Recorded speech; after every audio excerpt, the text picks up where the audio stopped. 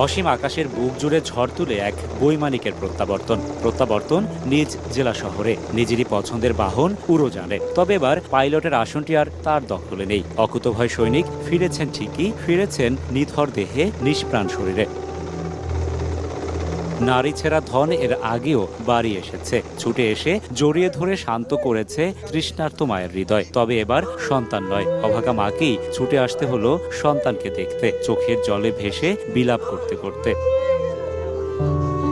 আসিম জাওয়াদকে খুব একটা পায়নি এলাকাবাসী। শিক্ষা জীবন শেষে কর্মস্থলের ব্যস্ততায় কেটেছে জীবনের সবটুকু। তবুও কোথায় যেন এক গভীর সম্পর্কের টান, যে টানের মায়ায় শহরের শহীদ